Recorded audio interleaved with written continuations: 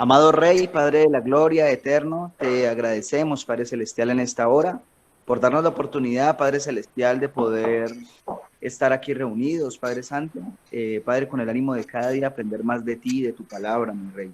Gracias te damos por la vida de nuestro hermano Javier, Padre Celestial, que ha dispuesto este tiempo, Padre Santo, para poder compartir, Padre de la Gloria, esto que tú has traído, Señor, para que él enseñe, Padre Celestial.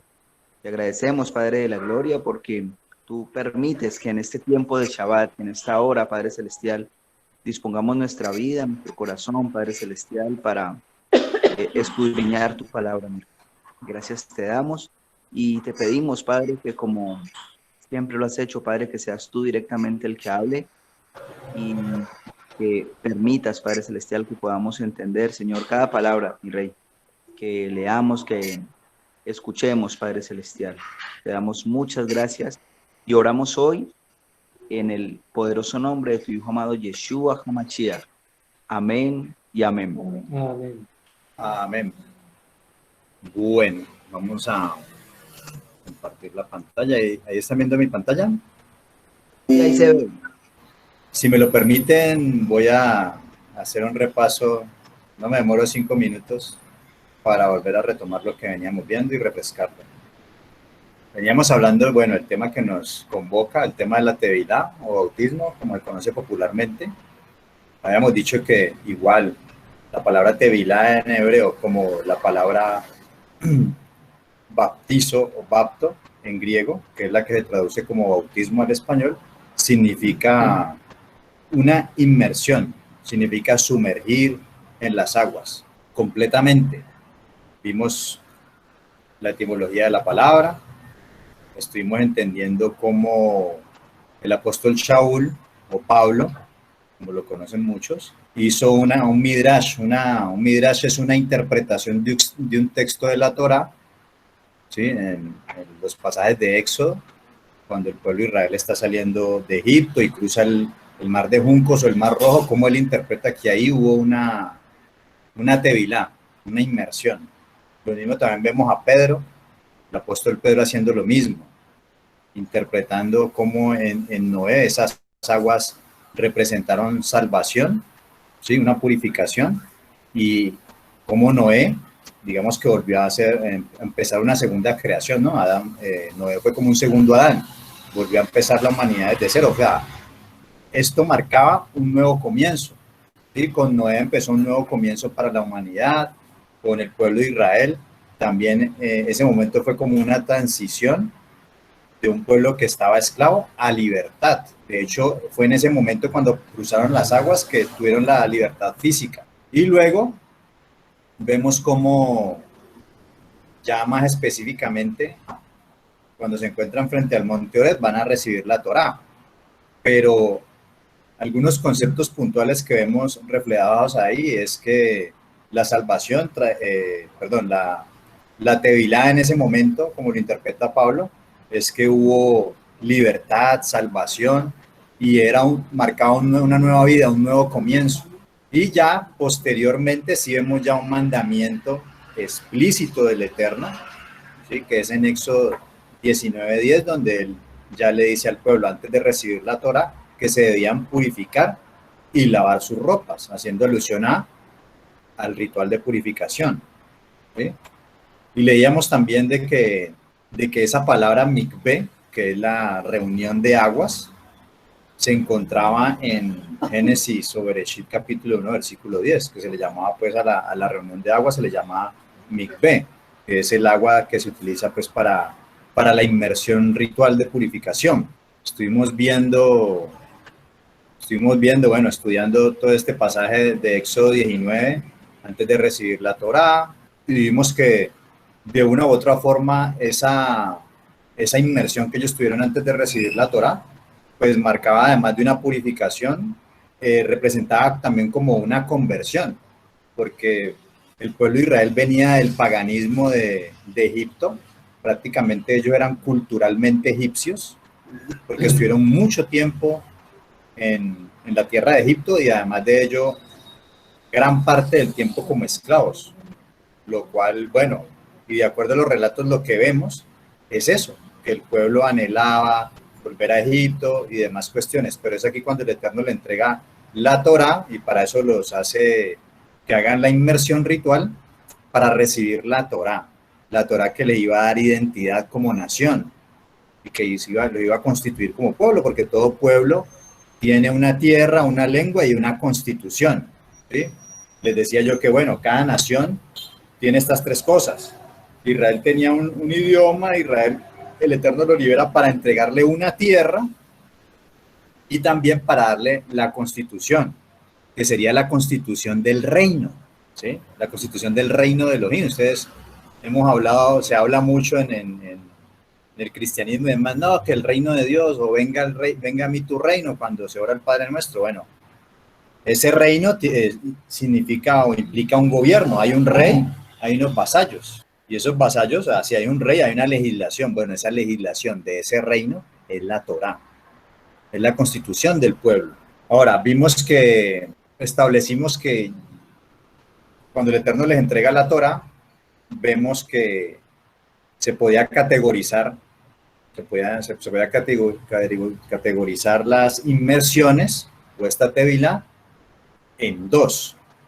Una que era una inmersión que se hacía una sola vez, que era como de consagración, y las otras inmersiones que se hacían de manera repetida por diferentes situaciones. Y estuvimos analizando esas que se hacían repetidamente, y bueno, muchas de ellas tenían que ver con el hacerse impuro.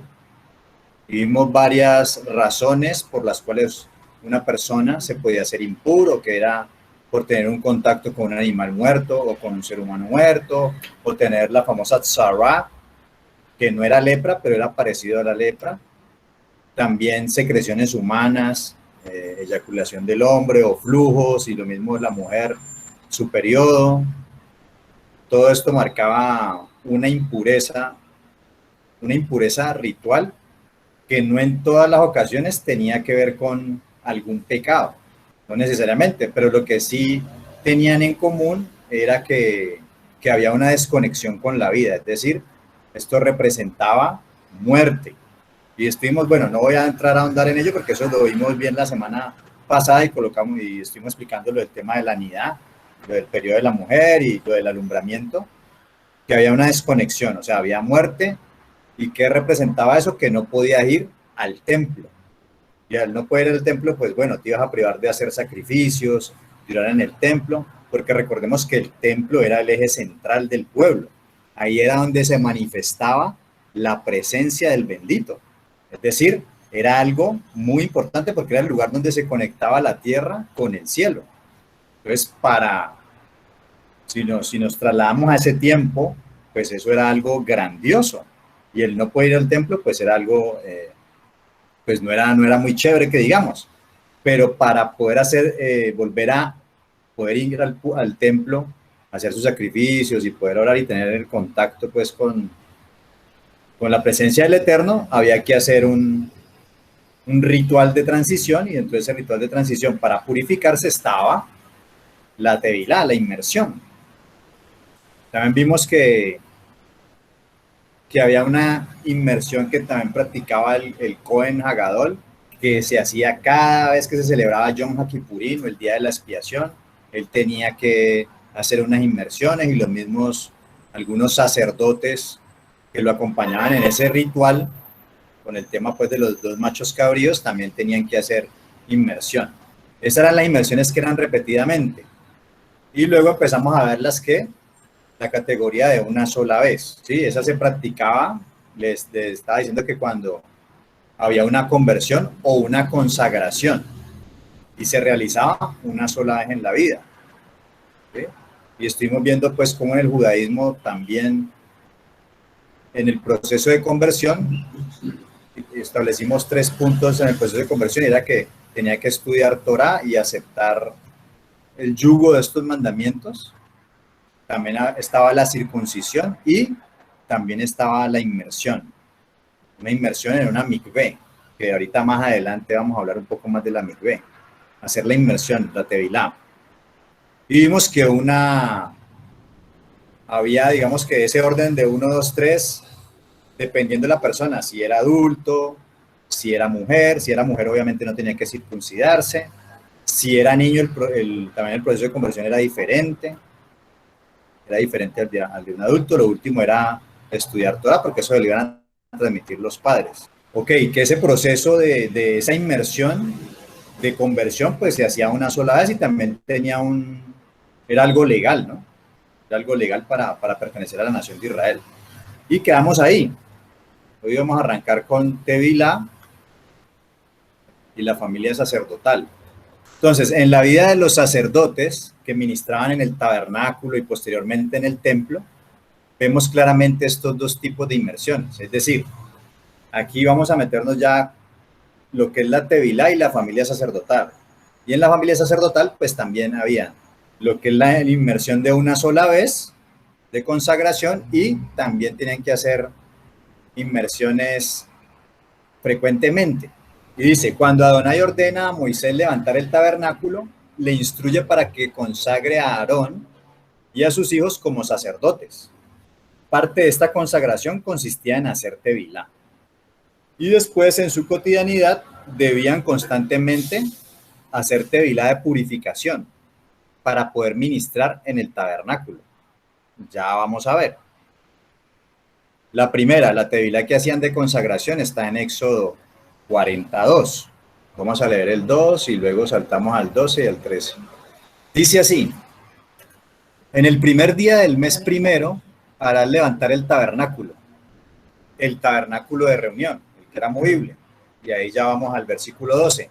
Y llevarás a Aarón y a sus hijos a la puerta del tabernáculo de reunión y los lavarás con agua. Y harás vestir a Aarón las vestiduras sagradas y lo ungirás y lo consagrarás para que sea mi sacerdote. Bueno, dentro de parte del ritual que se hacía para la consagración, como lo vemos ahí, lavarás en agua, hace referencia a una inmersión.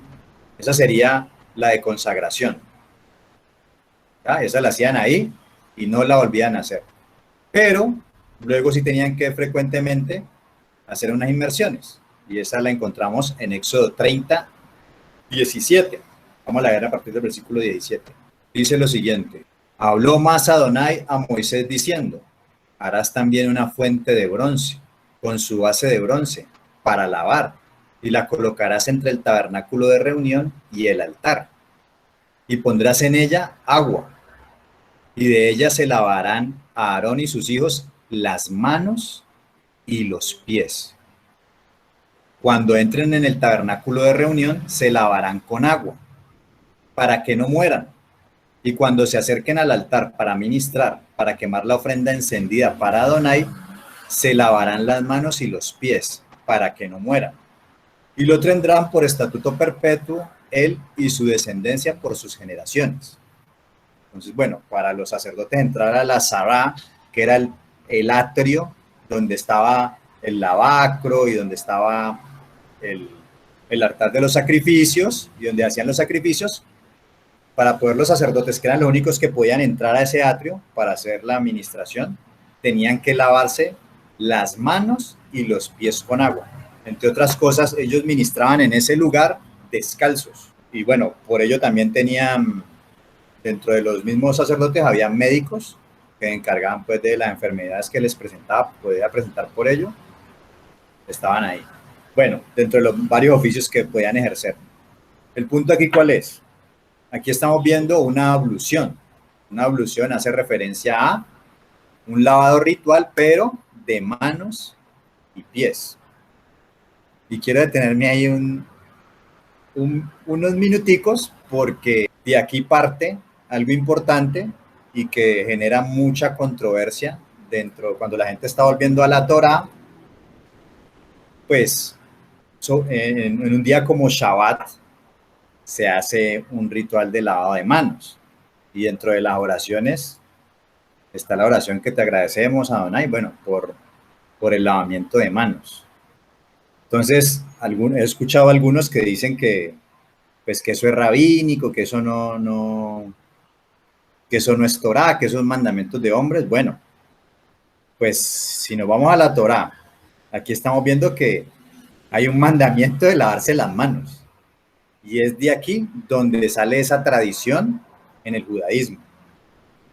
De este mandamiento, era un mandamiento, eso sí, era ordenado para los sacerdotes, o sea, no era para todo el pueblo, era para los sacerdotes, que eran los únicos que estaban ahí en el altar y se encargaban de mediar entre el pueblo y el Eterno. Eran los que hacían los sacrificios y demás. Y si no, dice que no podían ministrar, porque podían morir. El punto aquí es el siguiente. Como les decía ahorita al comienzo, el templo era el lugar donde se manifestaba la presencia del Eterno. Todo giraba en torno al templo. Por esa razón, todos los días se hacían sacrificios, todos los días había trabajo en el templo, o sea, habían cambistas, había una cantidad de, se movía, haga cuenta, un centro comercial, pues, entre comillas, hoy en día donde que convoca a toda la gente, solo que aquí, bueno, era algo mucho más santo, porque era la presencia del Eterno y todo lo que ello traería.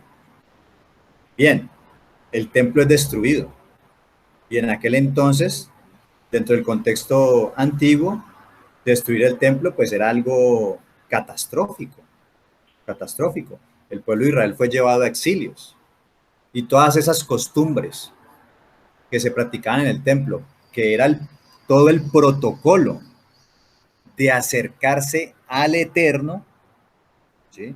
Si bien cuando usted estudia en estos días que estuvimos viendo en las Parashat, la entrega de la Torá, si usted analiza los misbot, las 10 declaraciones, las primeras 4 o 5 tienen que ver con tu relación con el Eterno.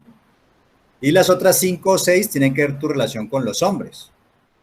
Y decíamos de que esos no son todos los mandamientos, esos son un resumen, una síntesis de los demás mandamientos, porque tu relación con el Eterno no solamente consiste en guardar esos 4 o 5 primeros mandamientos, no, son muchos más, porque recordemos, como veníamos hablando, esto es una legislación, es una constitución, donde me muestra cómo debo relacionarme con el Eterno y con el prójimo. ¿Sí?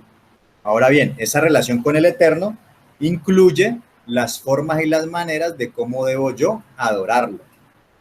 Entonces, el templo, que era el lugar, y lo estoy pidiendo a que se trasladen allá, no se vengan acá después de Mashiach, sino allá, a ese contexto, el templo era el lugar donde residía la presencia y se manifestaba la presencia del Eterno. Había todo un protocolo para acercarse al Rey del Universo. Todo eso, cuando eran llevados en exilio, durante muchos años, existía la posibilidad de que se perdiera. Entonces, ¿qué hicieron los del Sanedrín y los que legislaban en Israel, los encargados? Bueno, empezaron a trasladar todas esas costumbres y todos estos rituales a la vida cotidiana de los del pueblo. ¿Para qué? Para tener una mayor santidad donde estuvieran y para no perder toda la costumbre y todo el protocolo, porque todo eso era un protocolo para acercarse al Creador. Entonces, de ahí establecemos que, bueno, el templo era un espacio sagrado, como lo fue el Edén, como lo fue el tabernáculo y luego el templo. Y vemos que los Moadín, ¿sí? Los Moadín, las fiestas, son espacios también sagrados. Por eso ahorita cuando estábamos en la oración, yo decía que este era un espacio sagrado del Eterno. Y todos esos elementos que se practicaban en el templo, bueno, empiezan a cobrar vida cuando yo empiezo a entender esto. Y de pronto empiezo a mirarlo de una manera diferente a como lo venía viendo. O sea, eso no surgió porque los rabinos o los judíos, pues, vamos a colocar por algo malo, no, antes por algo positivo, que ya después en algún momento empezaron a desviarse un poco más y lo vamos a ver más adelante. Bueno, eso es otra cuestión. Pero digamos que ese ritual nace de aquí, es un mandamiento, era exclusivo para los sacerdotes, lo trasladan a la vida cotidiana de los del pueblo. Y bueno, cuando estamos en Shabbat, dice la palabra que, vamos a buscarlo aquí también en el Salmo 24. Ahora, aquí yo estoy dando esta información no para hacer apología de esto, sino para que reflexionemos en algunas cosas. Lo que dice aquí el Salmo 24, versículo 3. Versículo 3 dice, ¿quién subirá al monte de Adonai? ¿Dónde quedaba el templo? En el monte. ¿Y quién estará en su lugar santo? Pues se está refiriendo al templo. Dice, el limpio de manos y puro de corazón, el que no ha elevado su alma a cosas vanas, ni jurado con engaño. Entonces, de manera simbólica, como lo es la Tevilá, y estamos hablando de Tevilá, ritual de purificación, inmersión, ablución, que es esto, que es también para purificar, pues tenía esa connotación de presentarse con las manos limpias. O sea, ese ritual trasladado a la casa tiene esa connotación. Obviamente nosotros sabemos que no se trata de tener las manos limpias y el corazón está, por eso lo dice ahí, manos limpias y corazón puro. Obviamente implica las dos, porque vamos a entrar al espacio sagrado. Entonces, el punto aquí, ¿cuál es? Que esa tradición surgió por algo, salido del templo, no con una mala intención, y que yo veo que muchos la critican y dicen que se están judaizando y demás, pero hoy en día en Mashiach, sí somos rápidos para decir que somos un templo, que ya no es que ya templo no hay, nosotros somos el templo y que ahora nosotros somos un reino de sacerdotes. ¿Ya? Entonces, si yo lo analizo desde ese punto de vista, de que ahora somos un templo, que lo dice el Brit Hadashah, el Nuevo Testamento, y dice que vamos a ser un reino de sacerdotes, o sea, en estos momentos ejercemos un sacerdote. ¿En qué sentido? Hay función y oficio. Oficio es lo que hacían los sacerdotes allá en el templo, hacer los sacrificios y demás. Y la función, pues, era acercar al Eterno a los hombres. Nosotros en este momento, cuando compartimos el Evangelio y demás, estamos haciendo esa labor como de sacerdocio, de acercar Elohim a los hombres. Entonces, de alguna manera, si bien ese reino de sacerdotes va a ser en un futuro cuando venga Mashiach, de alguna manera estamos ejerciendo la función ahora y de alguna manera somos un templo. Entonces, si lo analizamos de esa forma o de esa manera, yo no veo malo en tener una práctica de lavado de manos. Ahora, repito, yo no estoy diciendo que hay que hacerla. Simplemente estoy diciendo que en ese orden de ideas veo que el judaísmo con sus tradiciones, sus costumbres y sus ritos, sin tener al Mesías, a través de esas tradiciones nos están enseñando muchas cosas que por estar muchas veces despreciándolas, desprestigiándolas, sin tener el conocimiento de ellas, pues caemos en un gran error. Porque todos esos rituales lo que ayudan es a acentuar los valores de la cultura. Y en este caso estamos hablando de la cultura de Elohim, de la cultura del Eterno. Sí, somos el templo, pero en el templo no se llevaban alimentos impuros. Y ahorita uno ve que enseñan que puede comer de todo, alimentos impuros, cuando al templo no se podían ingresar animales impuros. Y ahora supuestamente somos templo y algunos comiendo impurezas. No tiene ningún sentido.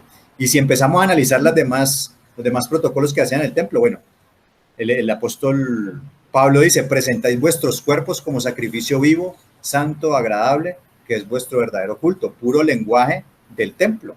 Pero ni siquiera conocemos el templo, cómo eran los protocolos, y somos muchas veces apresurados para criticar, bueno, ¿por qué digo todo esto? Porque tenemos mucho que aprender y es mejor que, digamos, yo no estoy diciendo que haga las cosas, porque yo hasta este momento no hago el lavado de manos. Aquí usted en ningún momento me vio haciendo el lavado de manos. Pero el punto es, si alguien lo hace, lo quiere hacer, yo no le veo problema, no hay que criticarlo. Y si alguien no lo hace porque todavía no lo entiende, ok, no hay ningún problema. El que lo hace tiene un mayor entendimiento y está en mayor observancia. Es para admirar. Y el que no lo hace, si todavía no tiene el entendimiento, bueno, lo poco que va aprendiendo, lo importante es ir haciendo las cosas. Y si no lo hace, bueno, estrictamente la Torá no mandó eso al pueblo. O sea que tampoco el que lo hace puede señalar al otro de que, no está guardando Shabbat, ni mucho menos, no. Entonces el llamado aquí para que tengamos en cuenta todos estos elementos. No sé si de pronto me puede estar saliendo un poco del tema, pero creo que no, porque estamos hablando Seguimos dentro del tema de la purificación. Dice, como vemos en la vida de Aarón y sus hijos, existirían dos lavados simbólicos con agua. Uno de ellos con motivo de consagración para su ministerio, sería efectuado por Moisés, que le hizo a Aarón y a sus hijos, y realizado una sola vez en su vida. O sea, fueron consagrados, hicieron la inmersión, fueron apartados para el sacerdocio, listo. Y el otro sería realizado después del primero, cuantas veces fuera necesario. Es decir, cada que iban a servir en el templo tenían que hacer este ritual de purificación de lavado. El otro sería realizado después del primero, cuantas veces fuera necesario, realizado por ellos mismos, con motivo de purificación ritual y simbólica. Veamos el siguiente cuadro para que nos ilustre esto de una manera gráfica. Está el lavado ritual 1, la razón era la consagración. El lavado ritual 1 es el que era, pues como lo dice la razón, de consagración, el que era una sola vez. Periodicidad, una sola vez en la vida, y fue hecho por Moisés. Y el lavado ritual 2 era de purificación, se repetía muchas veces, y Aarón y sus mismos hijos se hacían ellos mismos el lavado. Ahora, en la vida del prosélito es alguien que está en un proceso de conversión al judaísmo, se daban estas dos clases de tevilá. La primera que ya vimos, hecha una vez para completar su conversión y consagración al Eterno. Y la segunda, hecha repetitivamente, cuando entraba al templo. Para subir al templo, habían mikvaot, también para que la gente, a lo que fuera subiendo al templo, hiciera esas inmersiones. Para llegar al templo, llegaba una festividad, cuando iban a ver las fiestas, obviamente con mayor razón, hacían inmersión o hacían cualquier cosa para lo que se requería pureza ritual. Es decir, lo que vimos allá arriba quedaba impuro y demás, bueno, tenía que hacer su ritual de purificación. Eso de manera repetida, pues era por estas razones. Ahora, esto lo digo yo. No lo he leído, lo digo yo y lo hago unas humidas yo de lo que he leído del tema. Las tevilot para ir al templo, que habían estas mikveh, incluso allá en las afueras del templo, en la explanada del templo, habían mikvaot para hacer inmersión antes de entrar. Entonces, las tevilot para ir al templo surgen a raíz del precedente que tuvieron en el monte de Sinaí. Recuerden el monte Sinaí, pues para subir a la montaña o monte donde se manifestaría la presencia del bendito, Adonai mismo les ordenó, que lo leímos y lo estudiamos en Éxodo 19:10, mándales que se purifiquen hoy y mañana, que laven sus ropas. Entonces ahí se sentó un precedente, que el pueblo fue a la montaña donde se manifestaba la presencia del Creador y el Eterno les dice, purifíquense, hagan inmersión, preséntense purificados. Ahora, también leímos este texto en el Salmo. ¿Quién subirá al monte de Adonai? El monte de Adonai hacía referencia a la montaña, al monte donde estaba el templo. Y el templo era donde se manifestaba la presencia del Eterno, al igual como en el monte Sinaí, que fue la montaña donde manifestó el Eterno. Dice, ¿y quién estará en su lugar santo? El limpio de manos y el puro de corazón.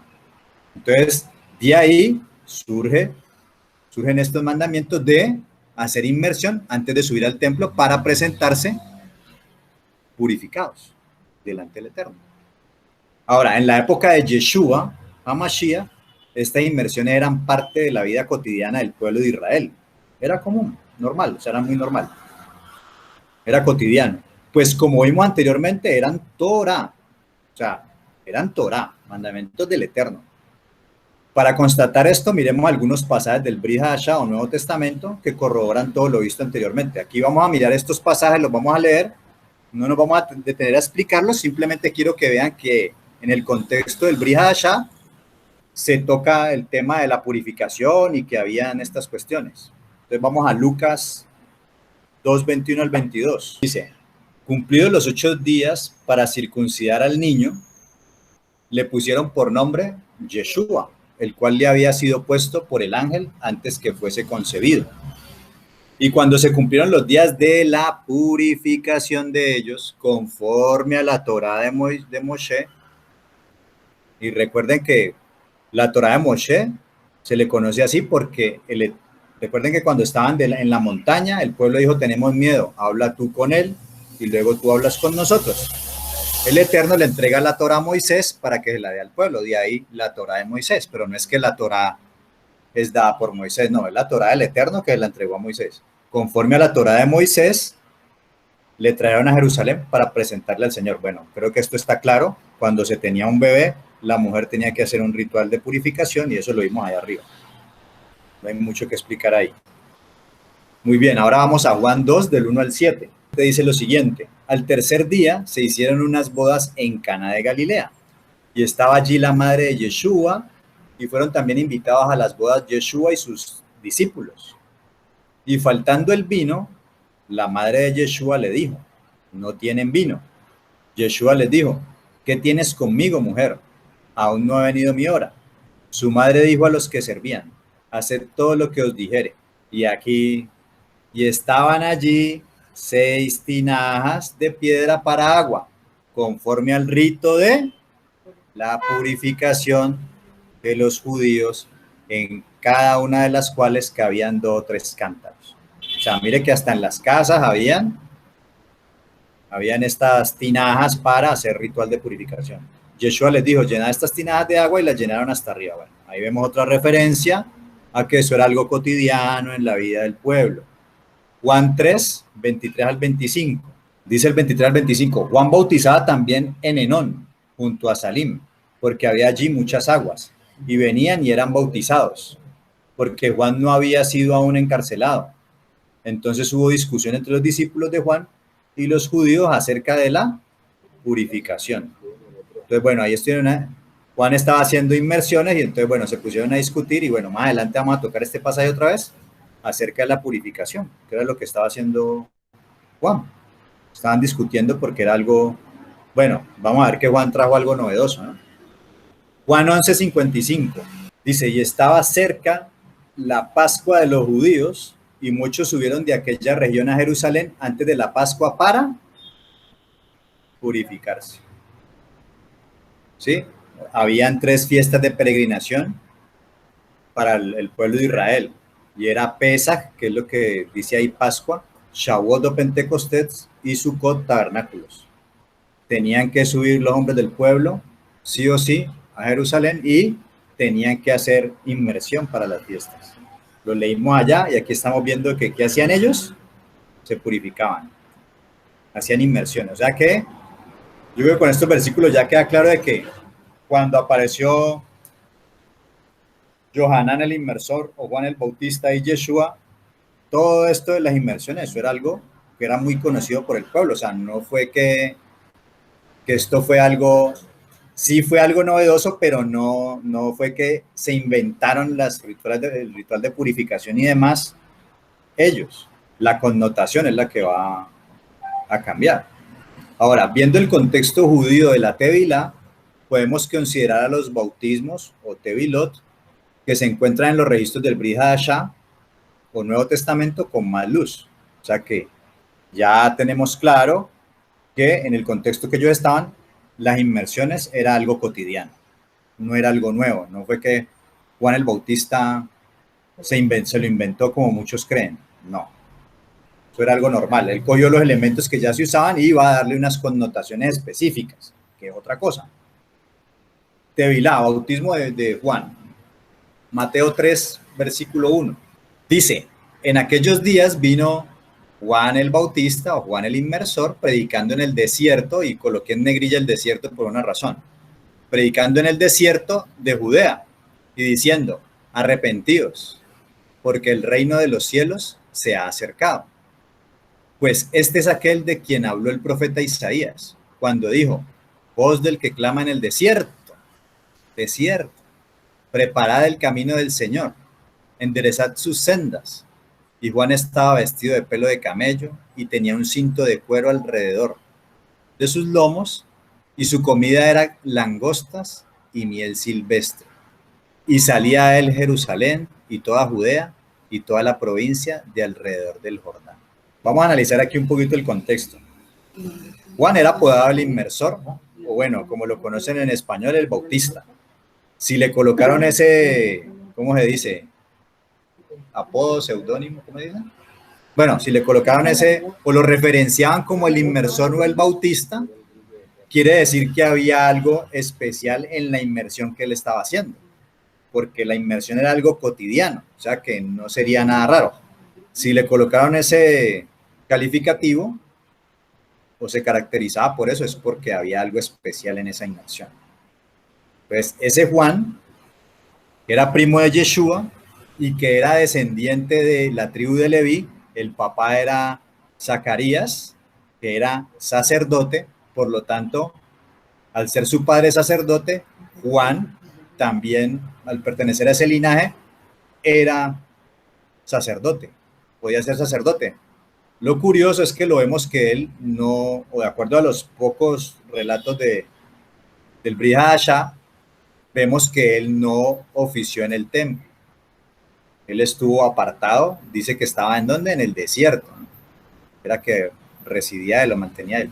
Bueno, ese Juan se especula pudo pertenecer por algún tiempo a una de las sectas o corrientes del judaísmo de aquel entonces conocida como los esenios. En tiempos del Mesías habían varios tipos de judaísmo, y ese judaísmo, cuando digo varios tipos de judaísmo, sáquese de la cabeza del judaísmo ortodoxo de hoy en día, sáqueselo porque no existía. ¿Ya? O sea, pensemos en judaísmo como lo que practicaban los del reino de Judá.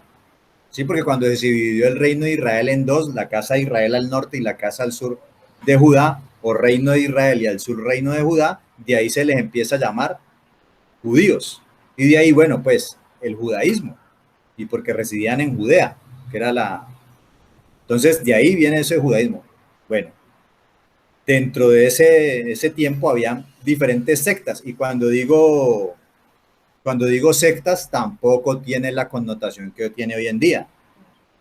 Que cuando usted hoy en día le dicen secta, usted imagina que es algo malo, porque digamos que esa es la connotación que ya pues ya en el cristianismo se le ha dado, ¿no?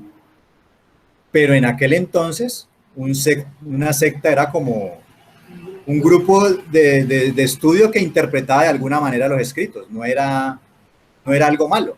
De hecho, estos grupos surgieron, inicialmente eran como grupos o partidos políticos, pero ya en la época del primer siglo, pues ya no eran partidos políticos porque había un imperio que los dominaba, que era el Imperio Romano. Por lo tanto, ya eran como grupos religiosos, porque pues a la final no tenían ni casi voto, pues, ni voz. Eran dominados por el imperio. Y estos grupos, hay más, pero aquí menciono solamente algunos. Estaba la secta de los fariseos, la de los saduceos, estaban los helenistas, los herodianos, los celotes y los esenios. Bueno, los fariseos, aquí pues como obviamente estamos, esto es un tema para nuevo, los fariseos, habían 7 diferentes tipos de fariseos. Sí, la tradición de pronto ha metido en la cabeza de que todos los fariseos eran malos, o la palabra fariseo tiene una connotación mala, no necesariamente. Habían fariseos que convirtieron al Mesías. Cuando usted lee el Brit Hadashah, se da cuenta que hay fariseos que se convirtieron al Mesías, habían fariseos que no eran buenos y habían otros que sí eran buenos. Y habían normalmente 2 casas grandes de interpretación, que era la casa de Shammai y Hillel. Había más de 300 diferencias doctrinales entre ellos. O sea que era más grande de lo que se ve ahí en el contexto, en el trasfondo. Cuando uno lee fariseo, bueno, habían diferentes tipos. Los saduceos eran los que tenían el control, los fariseos tenían más control en las sinagogas y en el pueblo porque eran más numerosos, eran de un estrato social medio, bajo. Los saduceos tenían más control del templo, era la clase como más adinerada. Los fariseos es lo más parecido a lo que practicó Yeshua, de lo que practica el cristianismo y de lo que podemos practicar nosotros. O sea, creen en la resurrección, tienen muchas doctrinas parecidas. Ya, son los más parecidos. Por eso Yeshua discutió mucho con ellos, porque eran los más cercanos. Los otros sí estaban alejados. Los fariseos creían en la Torá, pero también creían en la Torá oral, que es lo que muchas veces cuando nos causa dificultad cuando leemos los textos del Nuevo Testamento. ¿Sí? Nosotros entendemos, cuando nos mencionan Torá, creemos que es solamente la ley de Moisés escrita en los primeros 5 libros, pero para un fariseo esa era la Torá escrita. La Torá oral era una que se había transmitido de acuerdo a la interpretación de ellos que el Eterno le había dado a Moisés con la Torá escrita. Y esa era la que me decía cómo debía guardar los mandamientos que estaban en la Torá escrita, esa Torá oral. Y con esa es que vamos a ver a Pablo y a Yeshua teniendo varias diferencias con esa Torá oral. No en todo, pero sí en algunas cosas que ellos señalan puntualmente. Los saduceos, por otro lado, no creían en la resurrección, solamente creían en la Torá. Y eran literales, o sea, no creían en los profetas, ni Mashiach, ni nada de eso. Estaban los helenistas, que como su nombre lo indica, su calificativo lo indica, pues ya habían sido se habían adoptado mucho de la cultura helena, o sea, la cultura griega. Tenían muchas prácticas. La palabra helenista viene de helenización, que fue lo que hizo el imperio griego, que helenizaba a los pueblos que sometía, es decir, les transmitía toda su cultura. Entonces, estos helenistas, pues, a pesar de ser judíos, tenían muchas prácticas y ya querían parecer a los griegos. Estaban los herodianos, que eran seguidores de Herodes. ¿Herodes qué hizo? Herodes reconstruyó el templo. Muchos pensaban que Herodes era un Mesías, era el Mesías. Estaban los celotes, que era como un grupo, esto aquí que estoy hablando es cultura general, ¿no? Yo les dije al comienzo que íbamos a hablar de la Tevilá, pero también por ahí derecho íbamos a aprender otras cositas. De hecho, bueno, tengo que hacer un estudio sobre estos diferentes grupos porque es interesante, porque ayudan a que te contextualices cuando leas el Brit Hadashah o Nuevo Testamento. Los celotes era un grupo, haga de cuenta, un grupo partido político, pero esos eran como los militantes extremistas, ¿sí? Una guerra política, ir a la guerra, alzar las armas, bueno, toda esta cuestión. Y estaban los esenios, que es lo que en este momento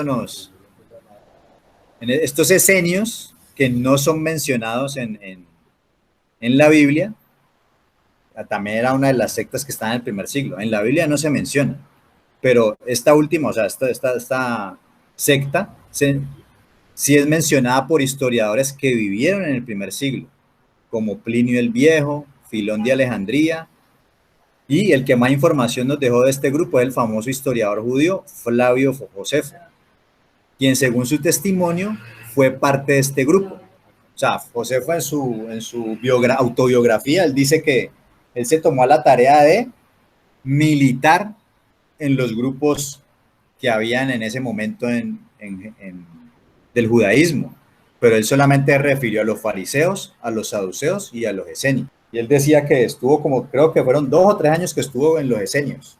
Y entonces, bueno, él ahí empieza a dar bastante información de los esenios que luego fueron corroborados por la arqueología con unos hallazgos que son conocidos como los hallazgos de Qumran, que ya los vamos a ver. Aquí el punto es que estos esenios, bueno, he visto también ahorita que ustedes están entrando en este mundo de la Torá, los que les son curiosos y les gusta investigar van a encontrarse pues muchas cosas, y dentro de esas como que Yeshua era un esenio, o que Juan el Bautista era un esenio, y pues realmente eso no tiene nada que ver con la realidad.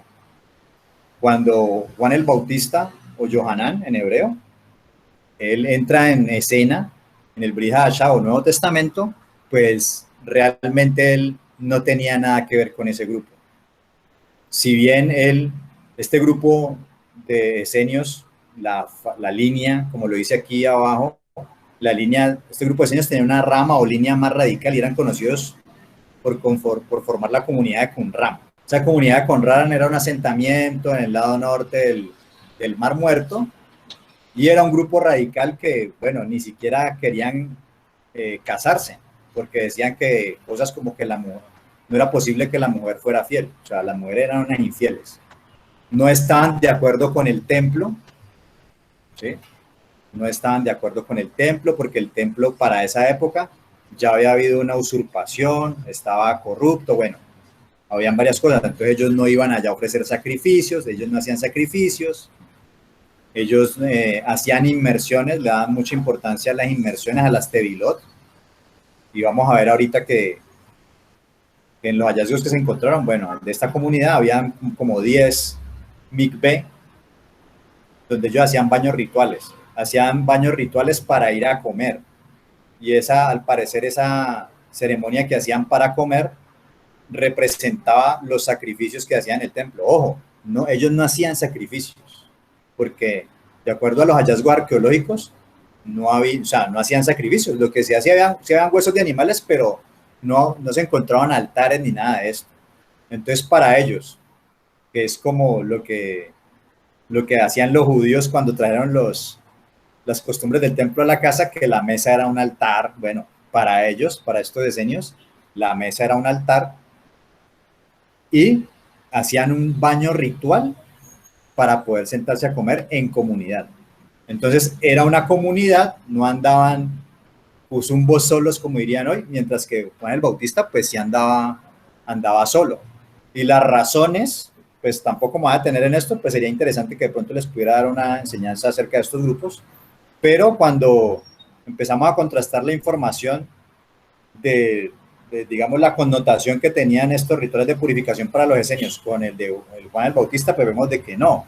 Los esenios vestían de lino y Juan dice ahí que vestía con un cinto de cuero y pelo de camello. O sea, nada que ver. Y ellos comían unas cosas diferentes a langostas y miel silvestre, que era lo que comía Juan. Lo que sí queda ahí en la hipótesis y que puede ser viable es que al recibir los dos en el desierto y por las mismas zonas, muy seguramente, o a sus inicios de Juan, pudo haber pertenecido a este grupo, y digo pudo, y digo que es una hipótesis porque eso nadie puede decir que sí, nadie puede decir que no, pero lo que sí es claro es que de alguna manera sí pudo haber estado relacionado en un momento, pero más, estando él más joven, y de pronto aprendió cosas de ahí, ya luego él pues dio otras interpretaciones y demás. Se separó del grupo, definitivamente. Es una hipótesis, pero es viable. Pero no que él pertenecía en ese momento a esa secta. Bueno, eso es equivocado. El que escuchen diciendo eso, pues realmente no está equivocado.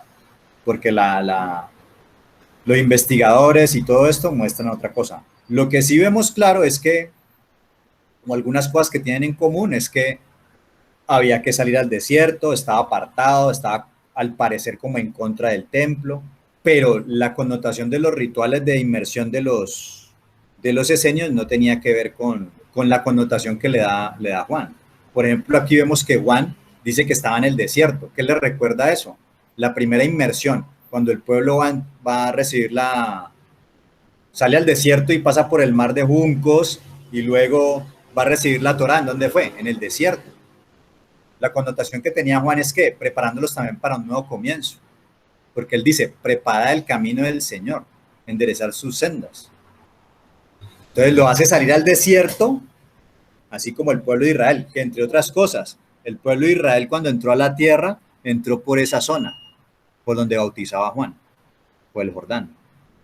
¿Recuerdan cuando leímos con Josué el capítulo 3, que también se abrió el mar del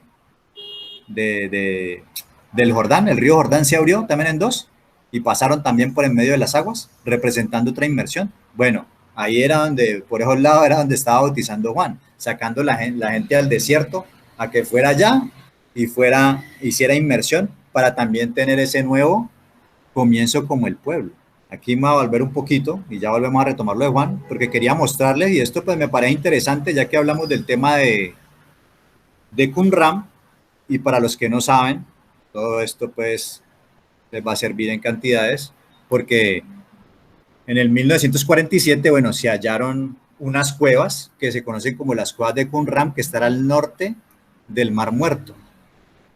Y en estas cuevas, eran 11 cuevas, bueno, ya ahorita hay una cueva 12, pero en estas 11 cuevas se encontraron cualquier cantidad de manuscritos en unas tinajas, y es un hallazgo arqueológico invaluable, es un tesoro de la humanidad, es el hallazgo más importante a nivel bíblico, porque son los manuscritos más antiguos que se han hallado, ¿sí? Hasta antes de 1947, los manuscritos más antiguos eran como del siglo III, IV, si me equivoco, hasta 5 después del Mesías, 3, 4.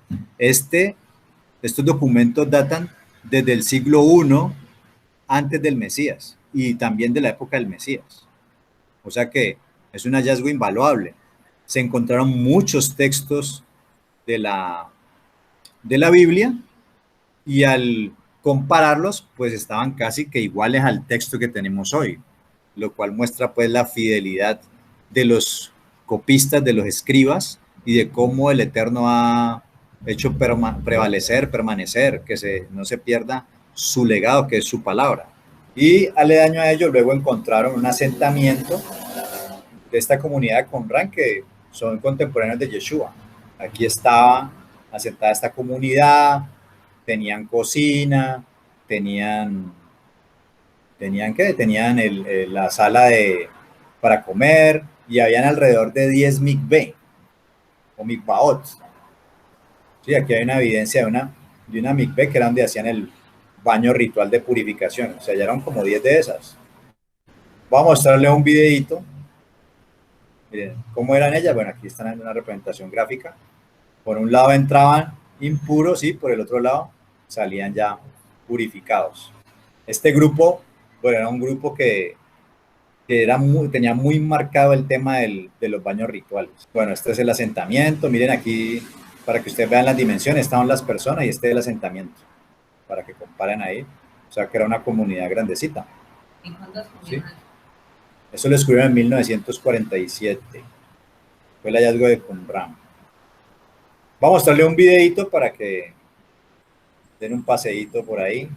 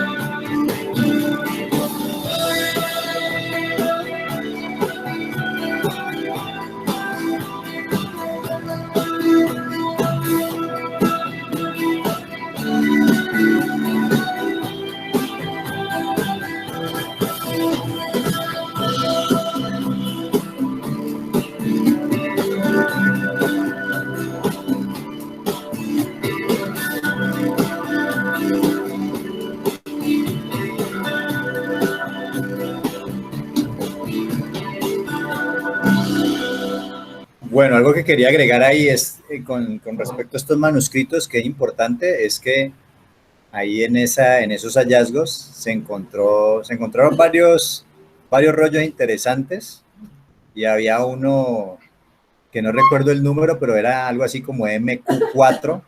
Para la próxima les tengo el dato, que era uno que era un manuscrito que era titulado Obras de la Ley.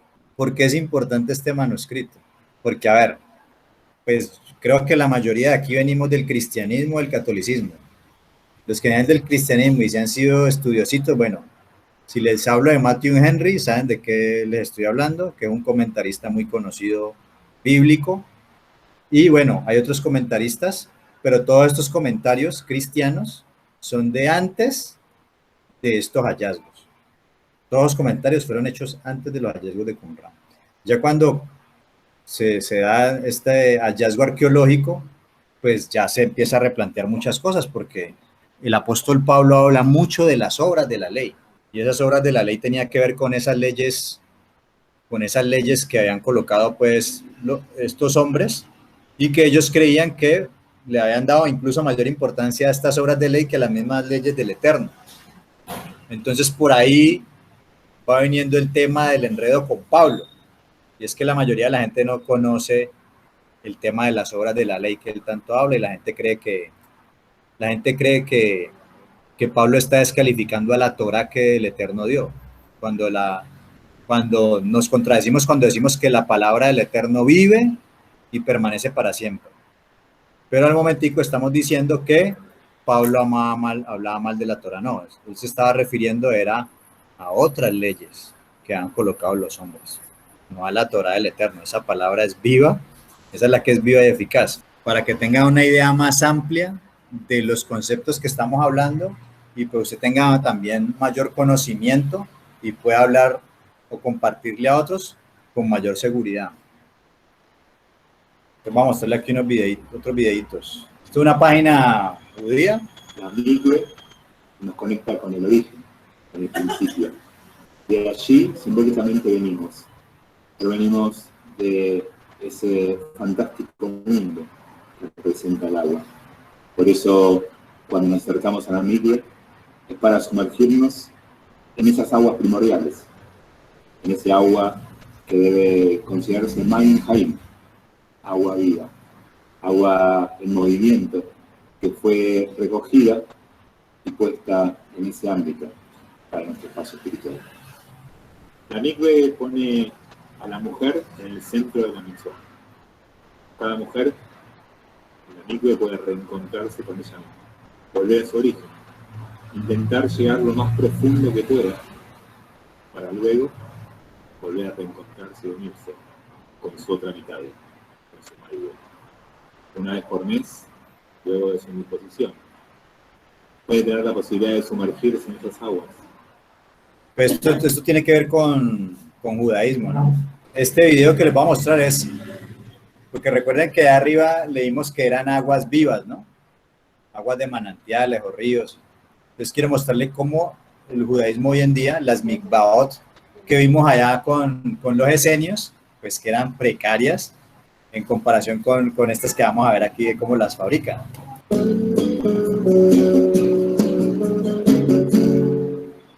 Yo quiero dar ahorita una explicación corta al dibujo que ustedes ya vieron. Dibujo según lo que ya hemos estudiado. Seguro que no con este estudio la persona se vuelve un experto en Mikvaot, sino solo por lo menos para conocer un poquito el tema, conocer las discusiones, conocer los problemas, pero para estudiar hay que estudiarlo de una manera seria. Si nosotros nos damos cuenta, en el número 1 aquí del dibujo, Aquí está el número 1. Ese pozo es el borde Ashaka. Ese pozo se hace de agua de lluvia y después se conecta al mikve, como ustedes ven en el número 7.